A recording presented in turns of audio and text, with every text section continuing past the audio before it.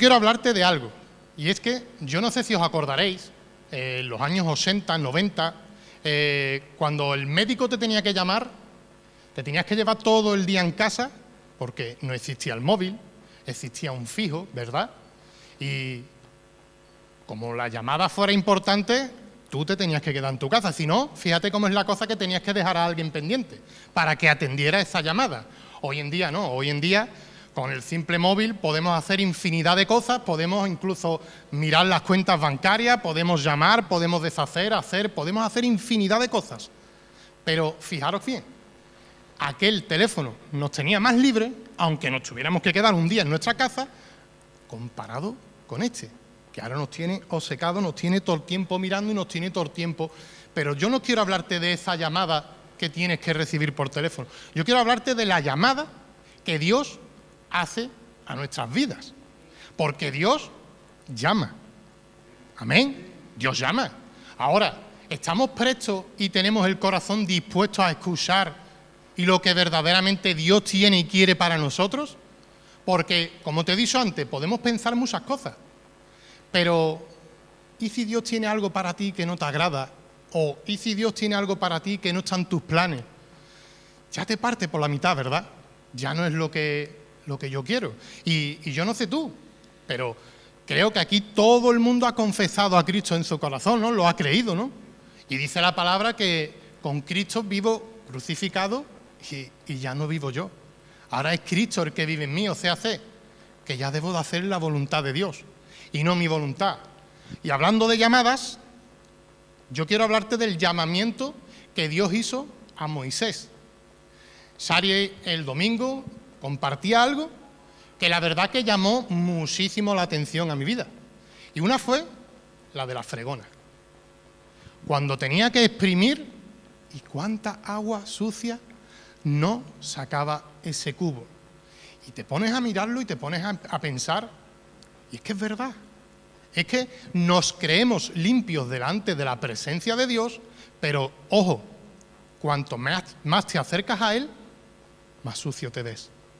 Esas son las cosas de Dios. Por eso no son nuestros planes, sino sus planes. Son Él. Él es el que dice, Él es el que hace, Él es el que manda. Moisés, fijaros bien, no tuvo una infancia cualquiera. No, Moisés nació siendo hebreo, pero al poco tiempo de nacer tuvo que ser enviado, arrojado al agua, para que él tuviera otro estilo de vida. Y sin embargo, él empezó a crecer, ¿verdad? Creció, fijaros, palacios, con riquezas, con lujurias, al lado de gente con altos cargos, y sin embargo, hubo un día en que toda su vida cambió por completo. No sé si te suena a tu vida, y me refiero a la espiritual, cuando antes estabas en una cierta vida, en un cierto estilo, y sin embargo llega un momento en que chocas, y chocas contra el mismísimo Dios. Moisés estaba y viendo como un egipcio maltrataba a este israelita.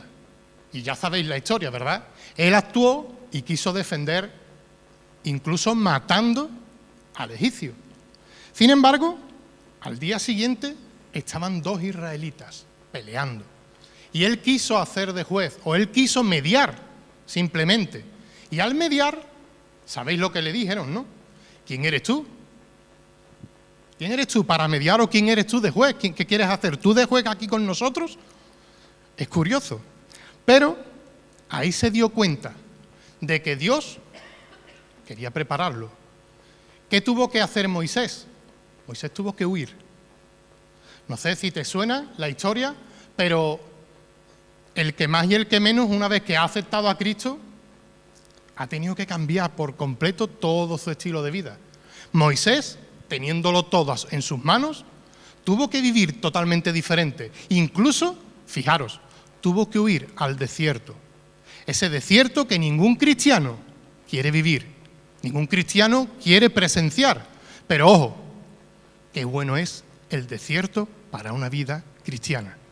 Muchos me dicen a mí, sobre todo en el ministerio que atiendo, que es que el desierto, ¿cómo lo vamos a querer? El desierto no lo quiere nadie. Y yo les digo muchas veces, en el desierto es donde en el silencio Dios te va a hablar, porque Dios quiere hablarte. Dios de eso está llamando a la puerta de tu corazón. Dios quiere decirte algo. Y si tú estás en un hábitat donde solo hay ruido, es evidente que vas a tener la excusa de decir que es que no oigo a Dios. Y sin embargo, Dios quiere manifestarse en tu vida. Dios seguía obrando en la vida de Moisés, pero Moisés tuvo que huir al desierto.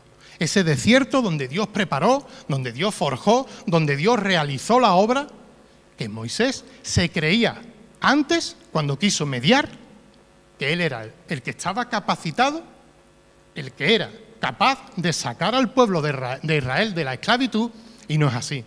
Dios tuvo que obrar, Dios tuvo que tratar, y Dios tiene que tratar con nuestras vidas, incluso llevándonos al desierto, ese desierto por donde nadie quiere pasar.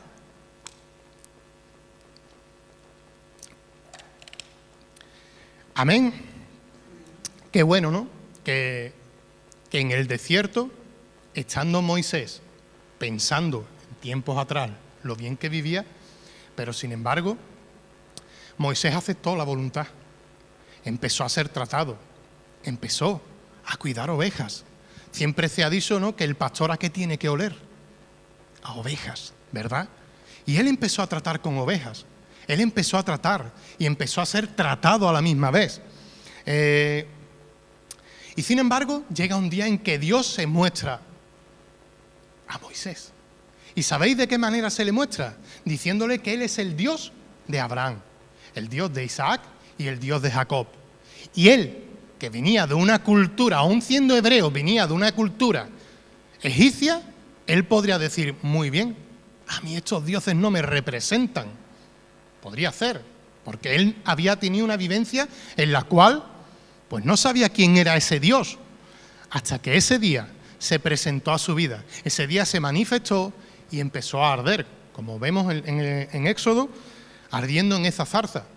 Yo no sé tú, pero si tú vieras una zarza ardiendo, ¿tú qué harías? Yo no lo sé, ¿no? Pero habría que verse en la situación, ¿no?, de ver ese momento. Y sin embargo, Moisés no huyó. Moisés tuvo ese momento en decir, voy a ver qué es lo que pasa. Se acercó y lo primero que dijo Dios dijo, Moisés, quítate el calzado que llevas, porque el lugar que pisas, santo es.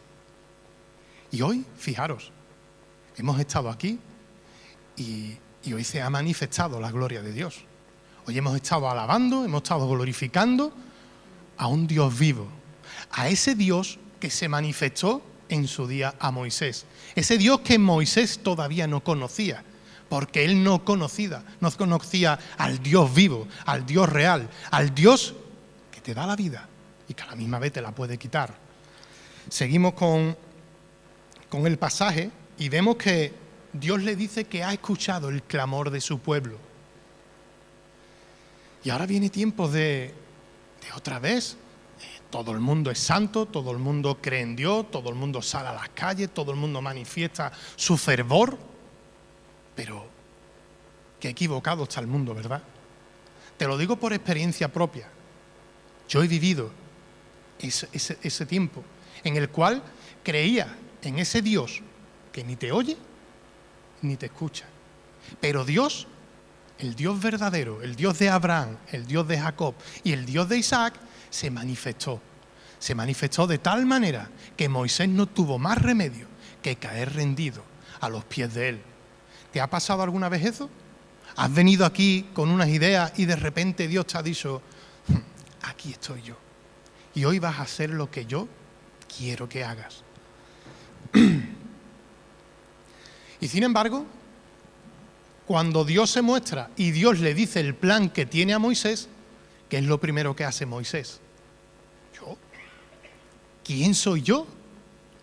Y a veces se nos olvida que cuando Dios nos está llamando, no es porque tú seas más alto, ni porque seas más guapo, ni porque seas más fuerte, ni porque seas nada. Al revés, Dios, donde quiere obrar, es en la debilidad del hombre, no en la fortaleza del ser humano. A Dios no le valen los fuertes. Él dice que vino a por los más vil y menospreciado.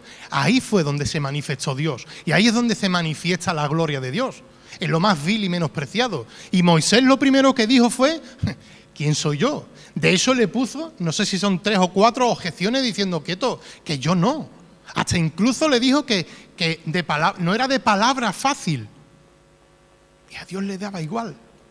Dios se iba a manifestar en él de tal manera que Dios lo iba a usar para poder sacar a su pueblo de la esclavitud.